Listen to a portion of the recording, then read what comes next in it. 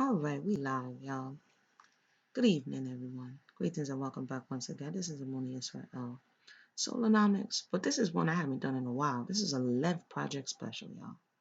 Lev Project, for those who may be new to the channel, welcome. Feel free to subscribe, share, like the video, and do all that nice extra stuff.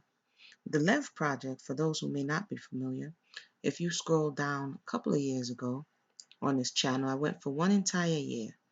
An entire year, yes, where I decided I took it upon myself to say that the constant belly aching and complaining about Black History Month only being one month out of the year and this, and this, and all this other stuff, I said, let me do something where I'm going to read continuously different narratives that had to do with slavery. Not that slavery is the totality of what melanated people have gone through, but this is an area, as you know, I deal in the topic of healing.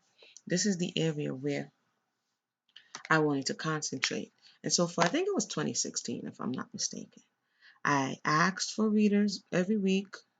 I invited people to come on and read, and we went through quite a bit of narratives, and I learned quite a bit of things not only about our foreparents, but about the people today. And one of the things about the people today is that we tend to like to complain. We complain if you do, we complain if you don't. We complain if you don't do it like I want you to. And this constant belly aching and whining about everything is also a contributing factor of why there is a hindrance in the progression of the people. Now, if we don't acknowledge the ways in which we contribute to our current state of being, then we're just, wasting our time. And so one of the things that I find, like I said, is this need to always complain about everything. And for that, I was passing by and seeing what was going on the landscape. I think I mentioned the year of return a while ago, but I haven't followed up on it. And being that this is the end of this Gregorian calendar year, and like I said a while ago, I used to post on Dr. Boyce Watkins' channel, and I'm like, oh wow, Boyce is in Ghana, So I'm just seeing the pictures and things of this nature. But then I seen an article or a video came across the screen from ADOS Tone Talk side. And I'm like, okay. So I said, I don't know why. I'm like, hey, I'm gonna click the video. It's YouTube. And I'm listening to the video and I'm just like, I, but before I go there, right? Before I go to that particular video, let me just say this. I was deciding where I should start. And where I think I should start is just by recapping. Because for some reason, we go around the mulberry bush here because we keep reimagining our reality. All right. Not only within the institution of slavery did you have the oppressor. Hey, what's up, the oppressed?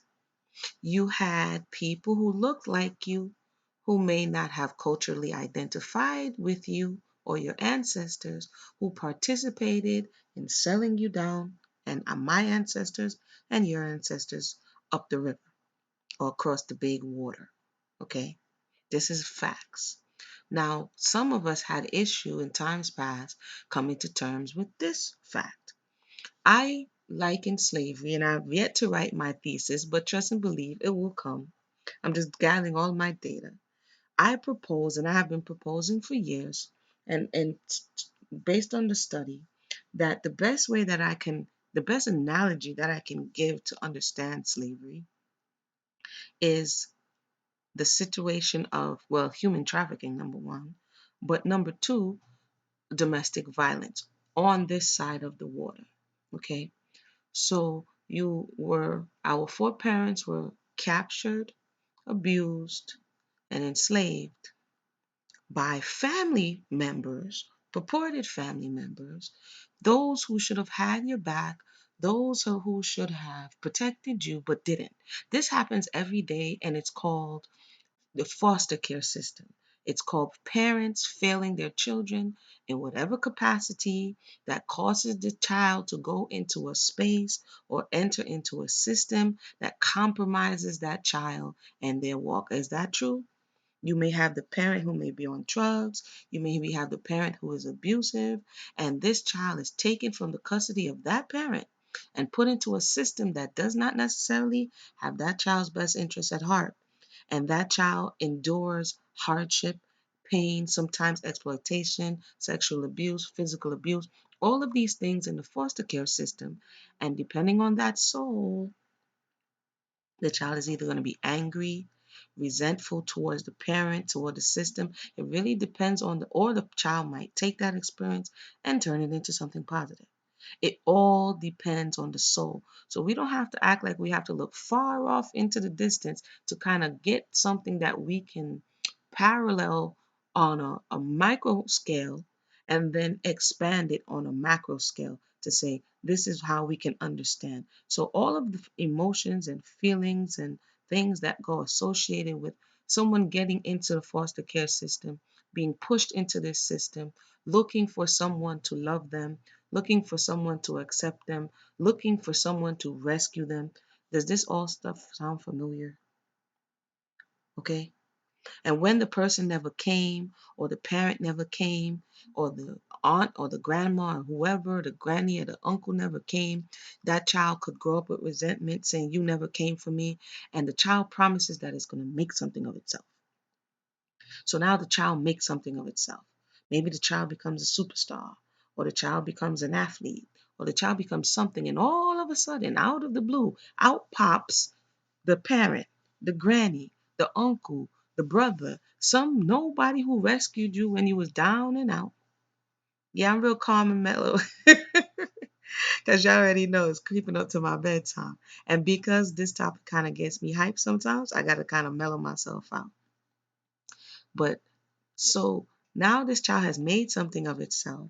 And the people who failed you in your infancy or failed you in your childhood or your adolescence now want stake or claim in what you have made of yourself. And some people will run towards them because they've always wanted them and they always wanted to be accepted. And it doesn't matter that they're now accepting them because they have something. And other people vowed from now to thy kingdom come that they will never forgive you for what you've done and they never ever want to see you again in life and you can die slow. This is all talking about the different types of personalities that exist in the world and the different ways these personalities deal with trauma. The error and problem we have is when we think the way one person deals with it is the right way and the other person is wrong. For instance, you may have had an entire family of children who went into foster care. I'm using foster care for slavery for this instance so we could kind of understand in modern day. You may have one sister who says, I forgive them, and if my mother or father comes back right now, I'm going to go see them, this, that, and the third. You may have a little brother who says, I'll never ever want to see them, and they never did anything for us, and blah, blah, blah. My point is, this is kind of what is going on with the year of return right now. You have all of the trauma that existed, you have all of the loss that existed, all of the grief that existed, right? And you have unprocessed pain for 400 years. Okay. Now, remember, we're talking about it didn't start with you, the book that I was going over, dealing with intergenerational trauma and epigenetics. Remember, although we are sharing this collective experience, our our individual ancestors had different mindsets and mentalities that we inherited epigenetically. So if you are the descendant of an ancestor who resolved to living in America and this is the only place that you know and you never want to go back anywhere, then yes, you may be predisposed to thinking, I don't need to go anywhere. But you may have your brother or your sister or your neighbor or somebody across the country whose ancestor had a different, it may have been their dying prayer for them to return and see the land that they were captured from. And so someone else may be compelled to do that which you are not called to do. That does not mean they are wrong, and that doesn't mean you are right. With that said, that was my whole preface before I get into this. But before I do, let's start with roots. And I know people like to holler about Roots and Alex Haley and plagiarism. My thing is get the principle out of it because these type of people still exist today. Okay? And then we're going to go to Roots and we're going to read a quick little article. And then we're going to see the beef with Boyce Watkins and ADOS. And not necessarily beef. I don't really see beef on one side, but I do see it on the other. So here's Kunta. Kunta. And right here is we got the fiddlers of the community, okay? And I use community loosely. We got the fiddlers. Fiddler's spirit has been broken a long time ago, okay? Fiddler ain't trying to hear all that. Fiddler is just trying to live and survive and sustain in his new estate. He just trying to get a little warm meal, a little bit off a master's table. But Kunta, on the other hand, is not trying to hear that. Okay? Kunta's like, yo, I know what it's like to be free. Fiddler, you're tripping. If you're the ancestor of Kunta and that still flows through your bloodstream, you probably are going to want to do more than the person whose ancestors Fiddler. And I'm not trying to be funny, but why Fiddler face look like that? It's late, y'all, bro. It's okay. But we're gonna go. Look like a club. Oh wait, no, y'all can't even see Fiddler's face. Hold on. Let's click over to Fiddler's face here. Oh, here we go. Okay, now back to why Fiddler's face is looking like this. You know the law say 20 lashes if you get caught without no traveling pass, 10 lashes. If you look a white man in the eye, and 30 lashes if you raise your hand to a white Christian, and the law say if they catch you lying, they cut your ears off. I know the law, Fiddler. I know the law too well. Then you ought to know that there ain't no way to beat the law. Again, Fiddler is like, yo, this is home. Fiddler is those who are saying, this is home. We got to play by their rules, and there are no other options. And Kunta is saying, yeah, I've seen the other side. I'm good. I'll take my chances. White folks live by it, and niggers die by it.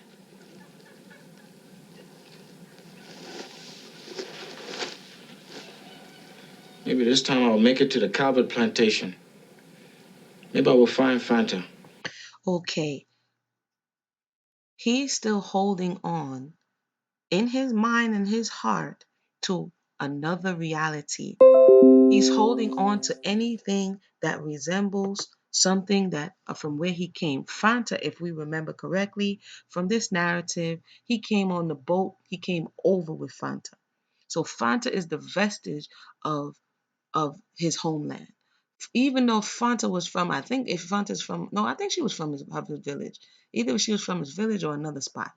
But Fanta is the dashiki.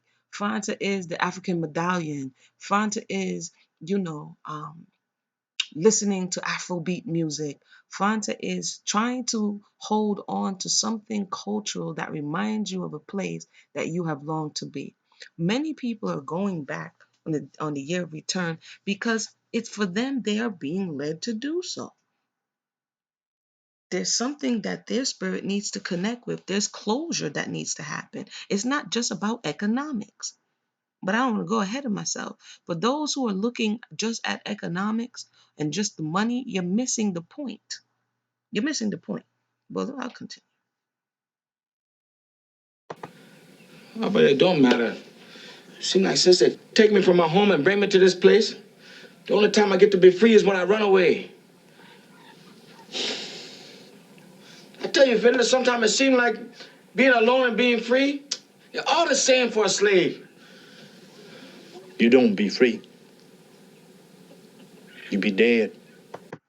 Okay. Fiddler. Y'all know I gotta stop every now and then, but Fiddler is like, this is your home. Just stay alive. Fiddler's just trying to survive. And Kunta's over here trying to live. You know what I mean? So it's two different things. And it's two different. My thing is look at the mindset, is what I'm talking about. The mindset. We all have different mindsets.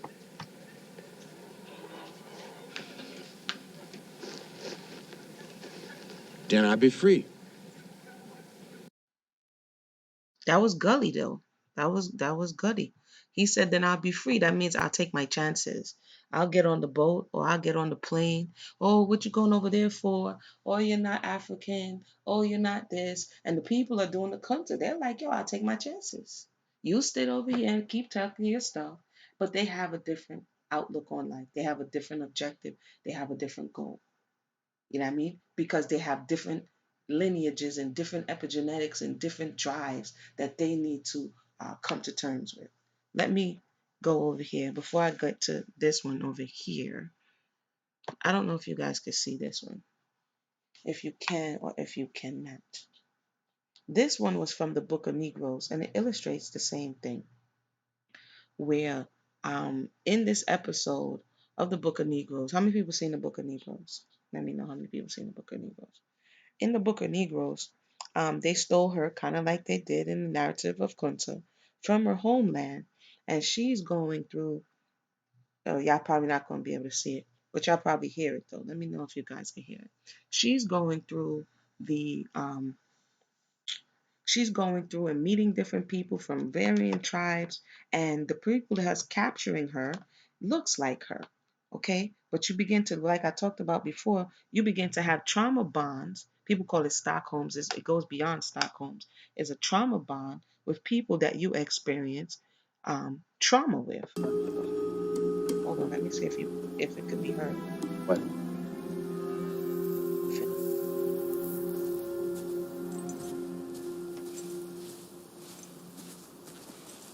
Hold on.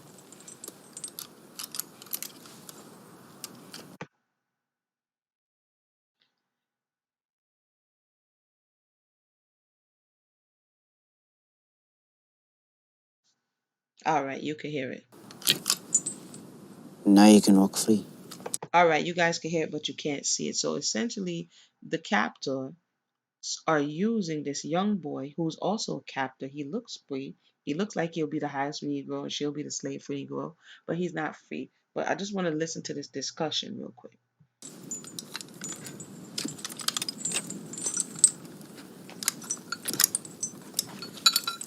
It will take us a day to cross the sands.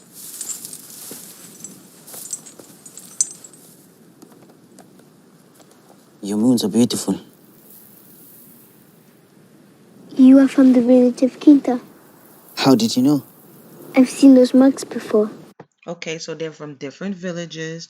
They're two young children. Her father always taught her how to return home. Okay, like I said, some people have different constitutions than others. Okay, so let me continue. In your village, how do they know you? My name is Chukura Tayono. I bet my mother caught you. Caught me doing what? Being born.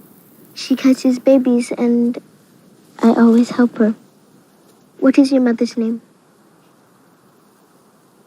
My mother is dead.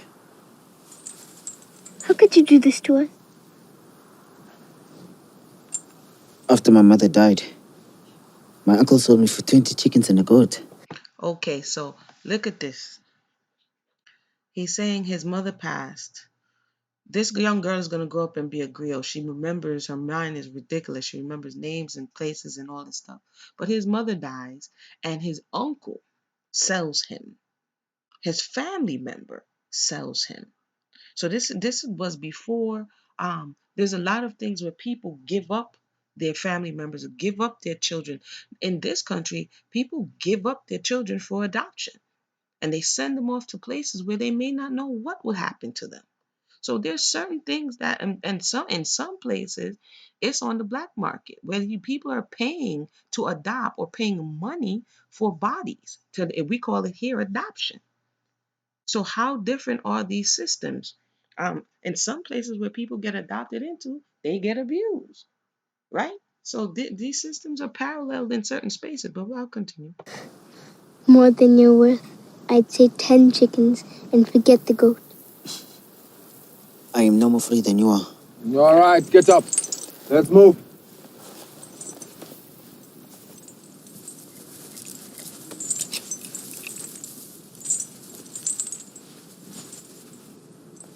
And he gets up and says he's no more free than she is.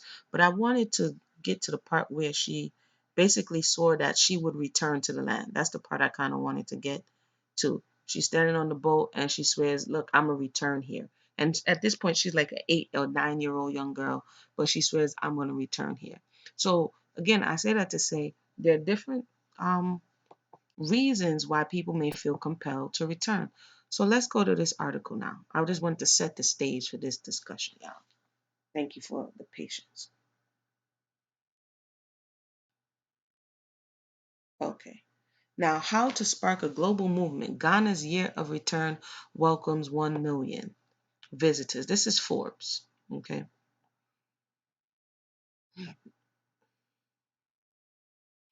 Sorry. Tourism is big business. So is slavery. But anyway, globally, it accounts for more than 10% of GDP. Oh boy, now the computer gonna go down. Hold on, hold on, hold on, hold on.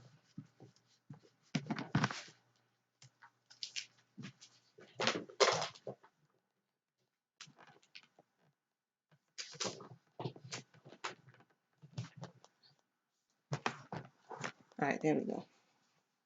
All right.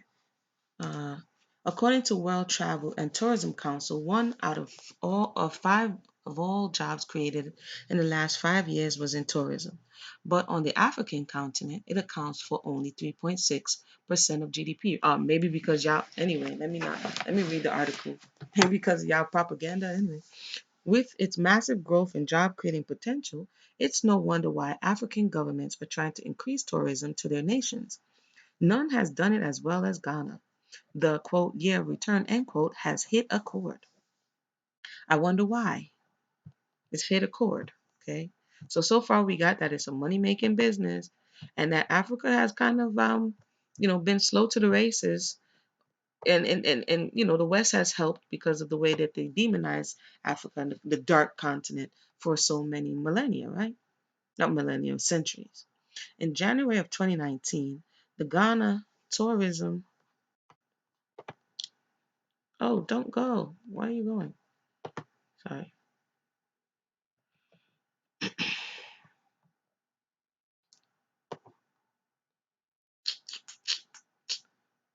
Mm-hmm. The program, okay, in January of 2019, the Ghana Tourism Authority projected that the year of return programming would bring 500,000 diasporans to visit the country over the course of the year. The actual number has exceeded expectations. The Ghana Tourism Authority reported that there have been already 750,000 foreign visitors in 2019, and that number is expected to reach 1 million before the year ends.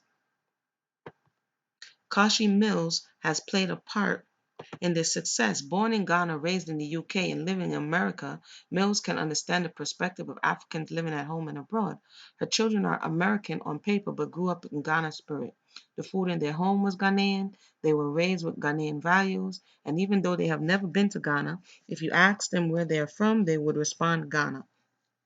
In 2016, Mills decided that it was time for them to actually see where they came from. The family spent a month in Ghana. They met their grandparents. They sparked a movement. The reaction when they came galvanized me. More American youth need to come to visit. It sparked such a life in my son's eyes. And they go on to talk about, them coming to Ghana. It says a trip to Ghana can change a person, but how did this trip help spark a movement? Mill's sons are all successful Hollywood actors. Kofi Cerebral stars in the hit Queen Sugar. Kwasi, I'm not going to mess up Kwasi's last name, is most well known for his role in Tyler Perry's film I Could Do Battle by Myself. Kwanti Butenig, the eldest brother, has been on countless TV shows and films such as Not Easily Broken. I've heard of the one, but I don't know who they are either, but it's okay. Their trip to Ghana was covered in Essence magazine, and ever since their first trip, the family has come back every December, bringing more and more friends each time. I guess here's the family here.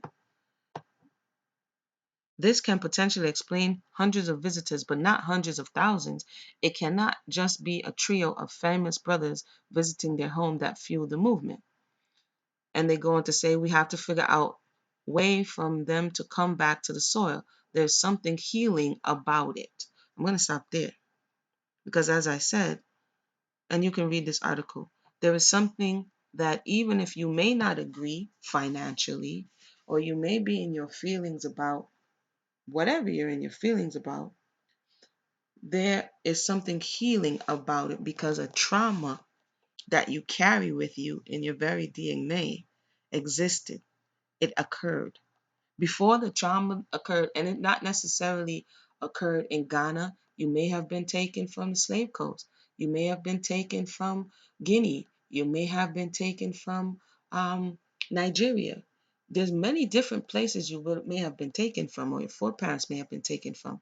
But the idea to allow this pain that has been trapped in our very DNA, our very cellular structure, to allow this pain passage so that you can heal, so that you can purge, so that you can come to terms with what has happened, for many is of top priority. It's not always about the money. So let me jump over to here to what I saw on this side, and I'm not going to be long after this. If you go on YouTube, you can see many people's experiences with the year of return. Okay, a lot of people have been going and vlogging about it and sharing their thoughts about it, about them returning, not just celebrities, people, everyday people, been, doing what it is they're doing, and then the pages go on and on and on and on and on. And they're all having because if you're saying, let me bring it up to now, if you're saying that you want reparations for the pain and suffering that someone endured, and you nullify the fact that the pain and suffering did not begin on this continent, then you don't necessarily want reparations, because reparations cannot just be something monetary or getting the bag. Repairing means making one whole again. So if it wasn't only economically that the people were broken, that's clear to see. Spiritually, the people were broken. Economically, the people were broken. Emotionally, the people were broken. The people were broken. So you cannot reparations and negating the fact that people are making this trip because they're feeling led to do whatever they need to do for their wholeness and well-being, saying that you want the American government to give you monies or reparations, and then at the same time saying that the people cannot take their own monies so that they can heal that part of them which needs attention. To me, it's kind of like, huh? Huh? Serena says she's going. You say you're going to the land. So yeah, safe travels. This is I think to a certain degree it's collective, but first it has to be for that individual. Like I said before, as we're reading, it doesn't start with you. As we're reading, people holding trauma that passes on from generation to generation, each and every one, that's the individual. It's like the DNA test and the DNA craze. I can't take my DNA test and then you get in your feelings because my DNA test says something different from your DNA test. You understand? I can't change my family lineage and then you get in your feelings because it don't match. It's not going to match. It's different people. Although we're having a collective experience, it's different people. So if somebody, it's like they always say we were all kings and queens. No, we wasn't. Somebody was a coward. Somebody's lineage, somebody's ancestors were cowards. Somebody's ancestors couldn't take it and they walked back out and committed suicide. Somebody's ancestors said they were going to fight. Everybody would like to believe that it was their ancestor who said, I'm going to fight. No, maybe it was your ancestor who decided to run off and do whatever. And the more I read these the narratives of slaves, enslaved peoples, and hear their own words, not the words we want them to say, hear what they had to say. Because it's easy to want to reimagine how something that's going to make us feel fanciful and great. It's another thing to stomach the fact that whatever your ancestors were, that's what they were. And you have some of that in you. But instead of doing that, we like to shellac and layer stuff all over the truth. It doesn't work on whatever side you're on.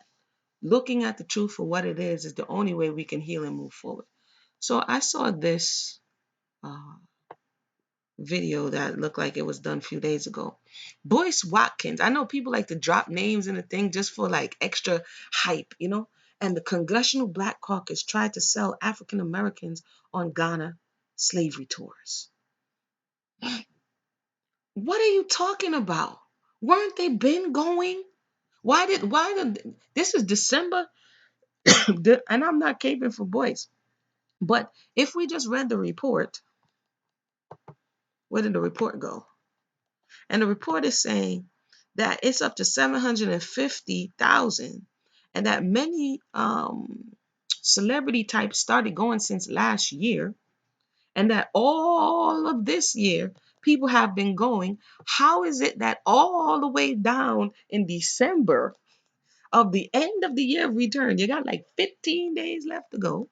How is it that this headline is going to put the entire onus on Boyce Watkins trying to sell African Americans on slave? They were already sold. Those who were already led to go have been going. Am I bugging? But I see that people use things as a cover to really say what they want to say, or really show their cards, right? Because they're making about, and then the video goes on to talk about, you could use that money to do this, and you can use that money to do that. If the person says that they want to use their money to go and find closure in a space that it's been an open gaping wound for all this time, how does one say, oh no, you could put your money over here? How does one y'all help me out on this? But I'm gonna read so basically the article, he's talking about um the motives and outcomes of the trips for ADOS.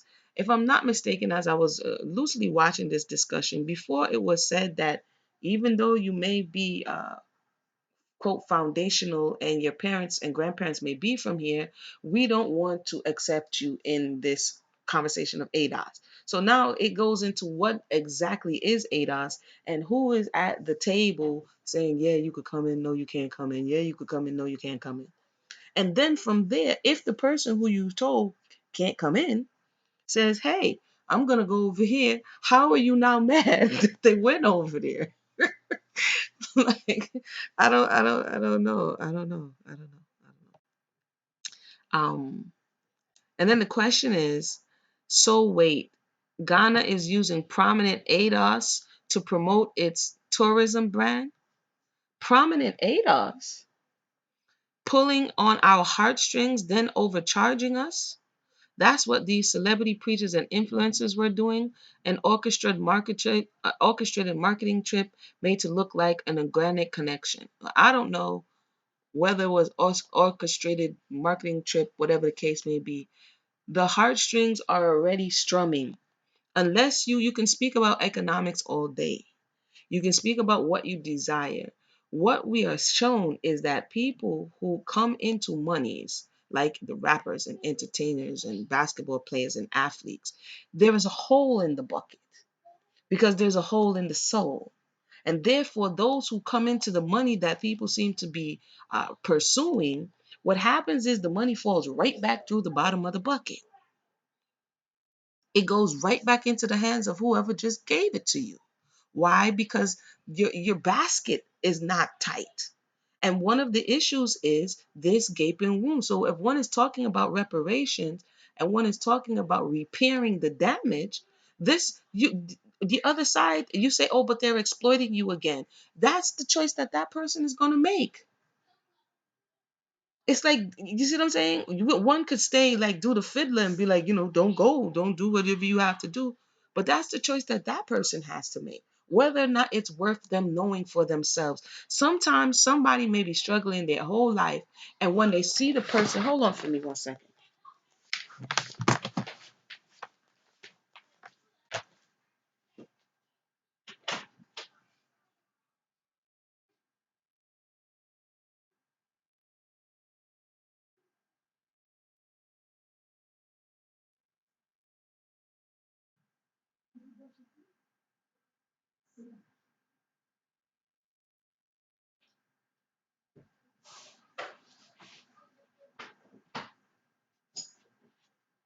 Yep. I'm back. Yeah, the babies was getting a little lit up in here. So, what was I saying now? My bad, y'all. Oops, I changed the page. Oops. Um, Let me keep reading because I lost my train of thought real quick. It says the government of Ghana Minister Afuku do not have that kind of capital to expend on promoting tourism. Instead, Catherine Afiku continually uses her ingenuity and influence. She managed to convince top African American rock stars in different fields, models, rapper, musicians, playwrights, actors, actresses, publicists, financiers to descend on Ghana for what turned out to be an internationally publicized series of events due to presence of globally recognized celebrities. Oh, that's what I was saying. If the person, like I said in the foster care scenario, says, you know what, I don't care. I just want to go back to see the person. I just want to see my mother. I just want to see my father. Or I just want to know why. I just want to ask them. They want to know for themselves. That's part of the healing process. Whatever is the biggest fear or your biggest concern or your biggest void, now you may have more information to put in it. Now it's not just your mind playing tricks on you. Now you can say, you know, I went and I didn't feel at home. There's some people who go to Ghana and said, I didn't feel it in Ghana. And then they went to Nigeria. They say, I didn't feel, I saw a video like that. They didn't feel it in Nigeria. They didn't feel this, you know, and then some people say they went to Sierra Leone and they felt home there. Home is not necessarily, everybody's not going to go back to one place and say, oh, yeah, I feel at home. Because the reality is you didn't all come from one place.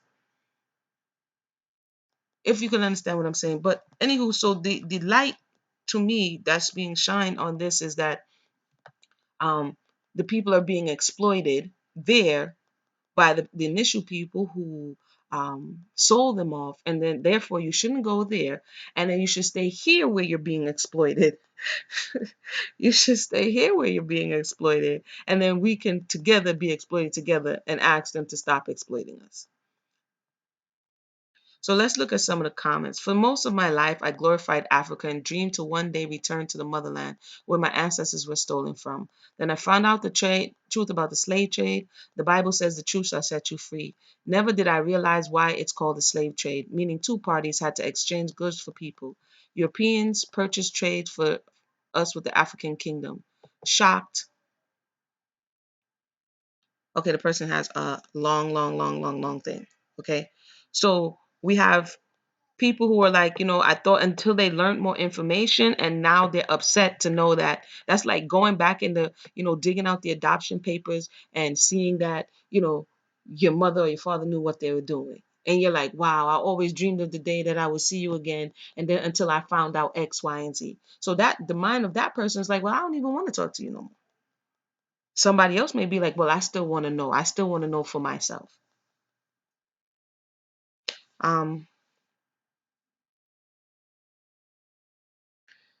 There was a few more that I just wanted to read.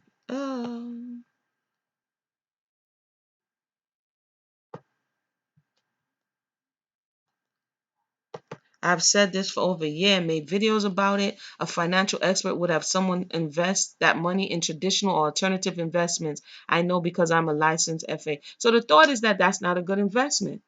Holistic healing for the soul is not a good investment. This is what I'm getting. Like if somebody says, I spent this money to go to the chiropractor, or I spent this money to go to the massage therapist, and somebody else says that money could have been better spent, that means you're telling me that for my own health and wellness, that's frivol. It's something that's feel good. Or maybe it's something that's necessary for the healing process for that person or those people.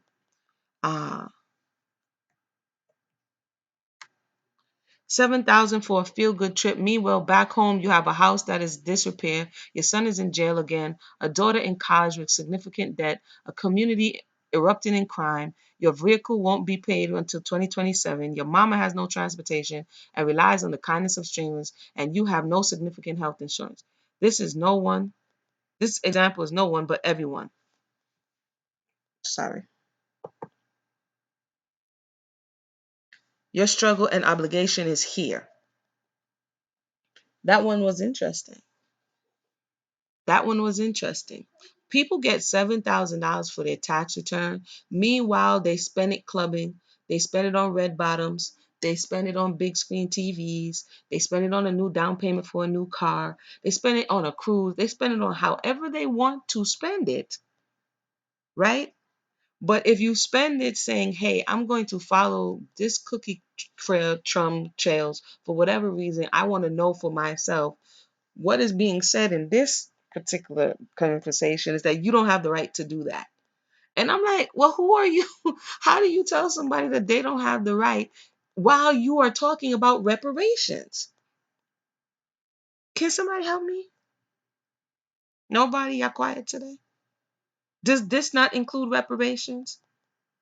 Whatever the intent of the Ghanaians are, you are the middle person. On one side, you have the people, the captors, and on the other side, you have the people who sold you. And you're that middle person.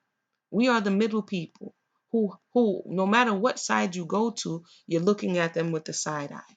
But ultimately, one is going to look to return or go to where it is said that they were taken from, to the source.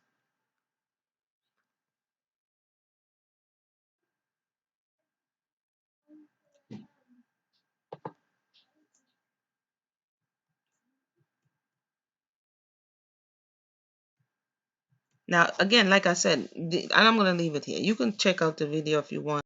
My thought in this, my 2 shekels in this discussion is that if you make reparations solely about monetary gain, you have lost. There was so much that was lost beyond money. There's so much that has been lost beyond money. If you read these narratives, if you read their voices, if you read what has happened, the things that are lost, I'll tell you the truth, money can't even buy it back. And that's real talk. Money can't buy that back. It can mask it. That's why you see celebrities, they have money, but they, like I said the other day, they can't sleep. They're on pills, they this, they that. Money can't buy that back. This is something that is soul work that we have to do as a people, individually and collectively. This is something that you don't have to wait for someone to give you permission to do these things, to address the underlying issues and the trauma that is causing you to hate your brother and hate your sister and do all the things that you're doing and saying, if only I had money, it would be better. That's not true. If I don't know if you guys ever seen on YouTube, this right here on YouTube, right? And I just saw an article today. I just didn't go read it. It's called this is when we think that money will solve all our problems. I think it's called the, hold on. Uh, Something about winning the lottery is the worst thing that could happen. Hold on. I just saw it come. Either it was an article. Yeah, either it was an article or something. Hold on, let me see real quick. Yeah, why winning the lottery is the worst thing that could happen to you, or stuff like biggest lottery winners, where are they now? This is the thought of reparations is going to do it for you. Somebody, unluckiest lotto winners, why winning the lottery is actually called bad luck. And they go into people coming into large sums of money suddenly, without learning the things and the practical things that you need to learn along the way, the things that money cannot buy. And when they come into contact with these resources, it's squandered. It's wasted. And then when you lose this, then that's it. There's no more excuses. There's no more, okay, you didn't, I can't do it because of this. Be like, wait, hold on, I gave you. And what did you do with it? I don't got nothing to do with it now. There's a lot of things that money don't have nothing to do. When you talk about getting molesters out the community, they ain't got nothing to do with money. When you're talking about addressing the domestic violence in the community, it may have to do with the financial pressures that may be on the family, but the way in which you react and the anger and the abusing one another, that goes beyond money. That has to do with human behavior. That has to do with the way in which we value one another.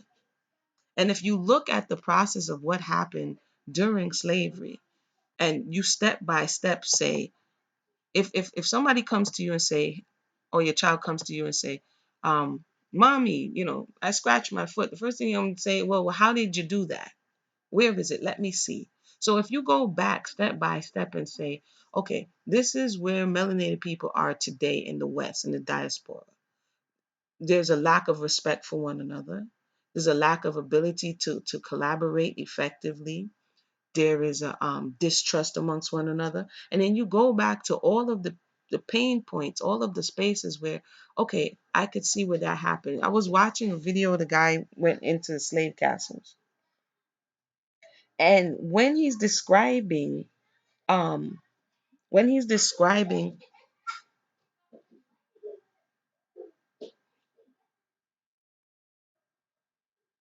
he's describing that you urinate and you defecate and you eat in the same place, it came to me, what other time, and this is why what was birthed out of those, that very dark, dank space where you're doing everything in the same place.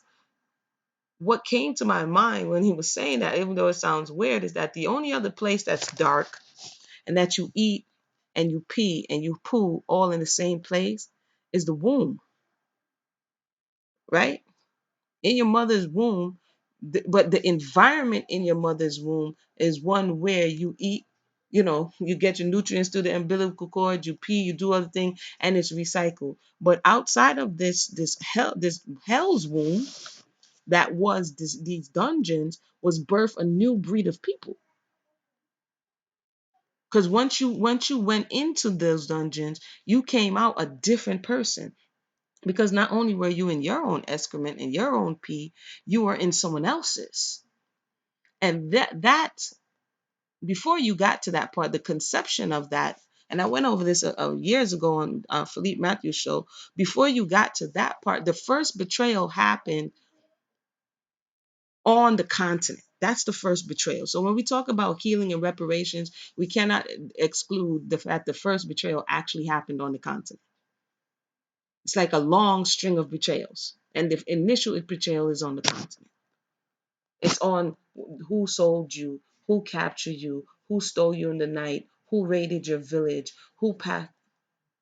That's the initial betrayal.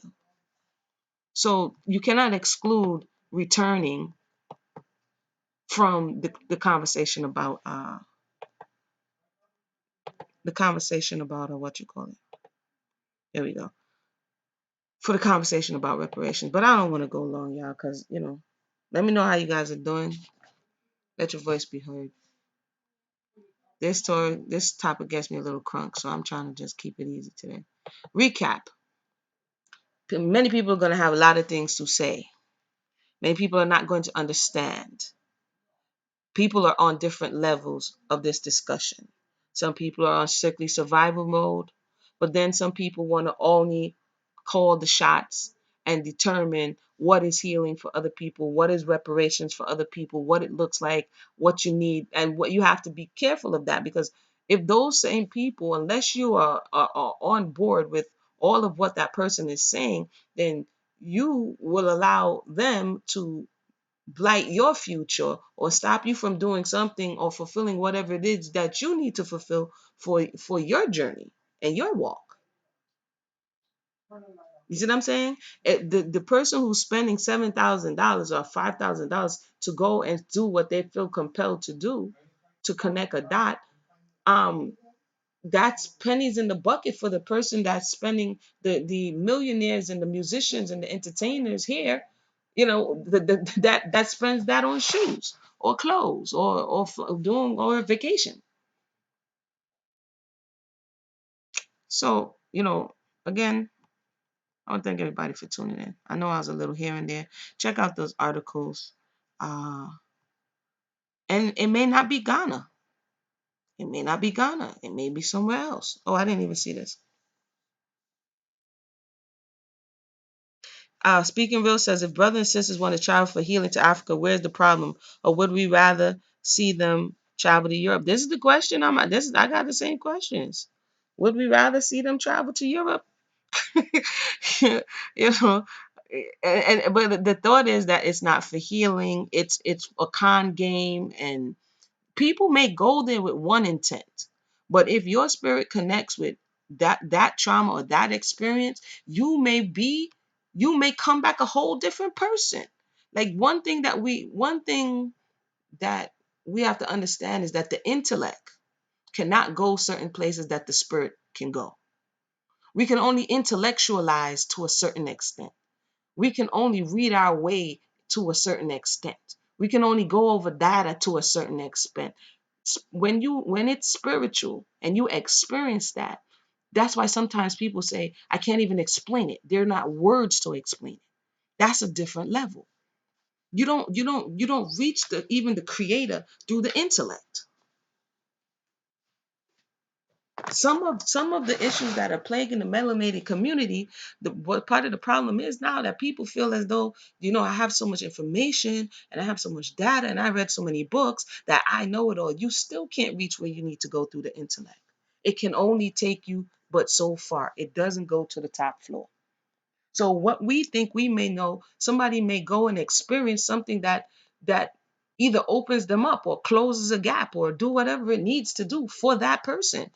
They can come back a better person. Maybe they can come back with it. Listen, traveling gives you a better worldview, period.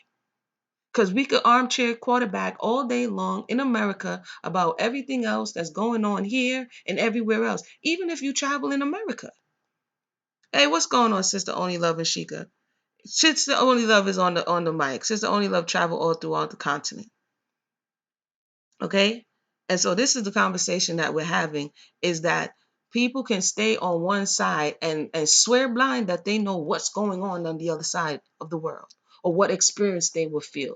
But you really don't know until you go, because someone else's experience is not going to necessarily be your experience. I could be standing right next to you and having a totally different experience than you are. So again, if somebody's saying that this is where they're led to do, I'm not saying for them to go off into no wild, crazy stuff. I'm talking about on the topic of reparations and the topic of healing. That's where I'm taking this in. Again, to close, healing is not just monetarily. Reparation is not just in monetary money. You could give me that money. You can put this over here. You can put this over there. You're still going to deal with broken people. Only Love says, Sister Prophetic Whirlwind says, sometimes travel teaches me stuff that I can't read or think my way into learning. Also, it helps me with my character and patience. This is correct. This is correct. This is why I said the intellect can only take you but so far.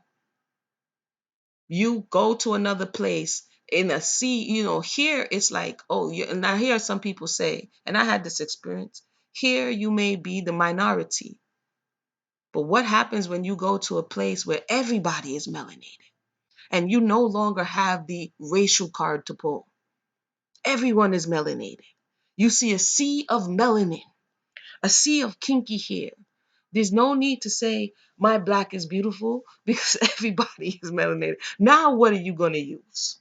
When we take away all of the crutches, when we take away all of the reasons why we can't or why we haven't or why we won't, when you travel and you see different lands and different places, and you see people who you're saying, well, if this is all melanated people, well, why do they still have poor people? Or why do they still have crime? Or why do they still have whatever it is they have? Now you got to elevate. You got to level up now, because you ain't got the same old excuses that you had before. And then it teaches us humility. Like it teaches us patience. Because now what we thought we knew through all of our little Wikipedia searches is like, dang, they ain't put that in the sources. You know what I'm saying? I didn't figure that one into the equation. Again, I don't know to what extent Boyce Watkins went over to do. He's having an experience. Got from behind the computer to go have an experience. So now you can talk from your experience. Does that mean I could talk for the entire continent? No, I can speak from my experience. It's just like today. You can live in Brooklyn and someone lives in the Bronx and you have a totally different experience. Someone brings up the topic of New York and you'll be like, well, where are you living? If you live in Long Island, or if you live on Staten Island, you're having a totally different experience than if you're living in Manhattan, which is also an island. So it's all about perspective. And this is what causes a lot of issues when people are having conversation, because their perspective now becomes the measure by which everybody should say, if you're not seeing it the way I'm seeing it, then you're not seeing it. It's like, what?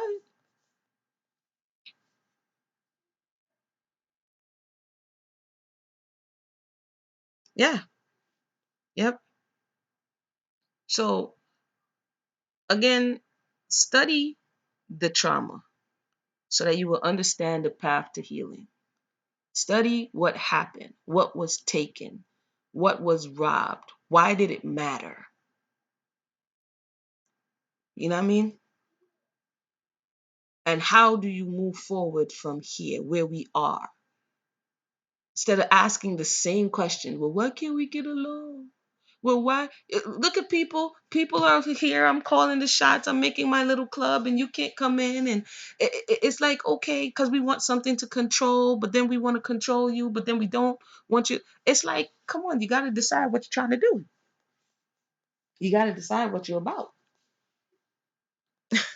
Hey, Shalom says, you got to decide what it is that you're trying to do. So the year of return is coming to a close. But again, like I said, Ghana is not the only place. Ghana just happens to be the one who was vocal in this discussion. And the year of return for 2019, someone could say, well, slavery didn't start in 1619. Are they only talking to the melanated people in Americas? Or are they, before people said, oh, they didn't recognize or they didn't come to terms with the part they played, and nobody's in saying anything. And now they're saying something and everybody's like, well, then maybe it could be a trick. You know what I mean? Maybe they want the money. Maybe they do, and maybe they don't. But one thing we do know is that the continent has never been the same. Because why? You took the entire middle section, the strongest, the brightest, the future, and that is who was extracted and brought over here to the West. There was only a certain demographic of people who they took. If you were too young, you weren't coming. If you were too old, you weren't coming. And that demographic is who they extracted, put under hard pressure and hard bondage, and out popped a different breed of people. They went into the womb of despair, of trepidation, went into that womb and came out with a different resolve. It's a different set of people. So, no, it's not the same people that's on the continent. The people who are in the West, scattered through South America, the Caribbean, and continental United States, is a different breed. So some people are still crying, oh, you're not African, or you're not this, or you're not that. You still that's where many people are coming from, but understand the experience, the things that the variables were different, and therefore it made a different breed of people. That's just, you know, I mean, anyway. See, I started off cool and easy, and then I got a little hype because some of this stuff is crazy, y'all. And the people are just eating it up.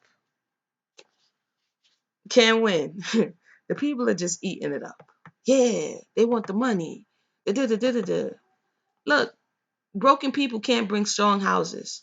So to me, the number one objective is to get the people whole again. Because whatever you build is going to fail if the bricks are not strong. If the family units are not strong, if the relationships are not strong, there's the hole in your bucket, and all the water is gonna come falling on out. So then you're doing it in vain. It says, if the Most High does not build a house, what happens? The laborers do what? Labor in vain. You know what it is to labor in vain?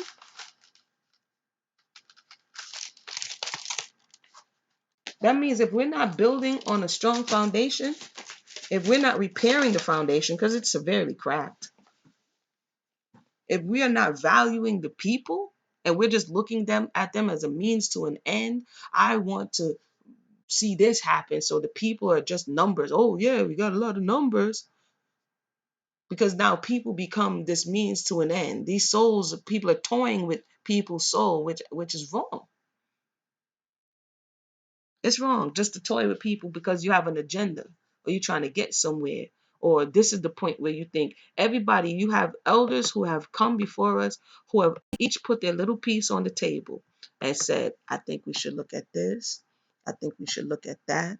I think we should look at this. And you have all of them who've come from all of these points and putting, how do we say that when an elder dies, a library goes with them, but yet still some of them spent their entire life's work putting their pieces on the table, and we're like, look, that's not important. Oh, yeah, that's not important. You're just flinging pieces everywhere. And we're like, the only thing that's important is what I say. That's not very wise. That's not very wise, in my estimation, anyway. You know what I mean? So with that said, um, it's time for me to go to sleep, y'all. We gotta go to Yummy in the morning, and these young ones is rolling on the kid. So thank everybody for tuning in. Thank you for bearing with me. Why did you do that? Thank you for bearing with me while I got a little crunk. Shout out to Sister Only Love, Sister Sheikah in the house. I had to talk about it. I know I'm probably gonna get some comments below. Be respectful. That's all I ask. Don't come at me crazy, y'all. You know what I'm saying? I'm nice, but don't push me. You know what I mean? As long as we keep it respectful, you could disagree. Bring your points. Make it strong. And please don't say anything that I did not say. And if you assert that I said something, all I want is a time marker. That's it. Give me a time marker. Either I'm explain, either I'm gonna say, "Ah, yeah, I said that." Whatever it is, but let's learn how to communicate. All right. So with that said, everybody have a blessed night. Shalom, sis.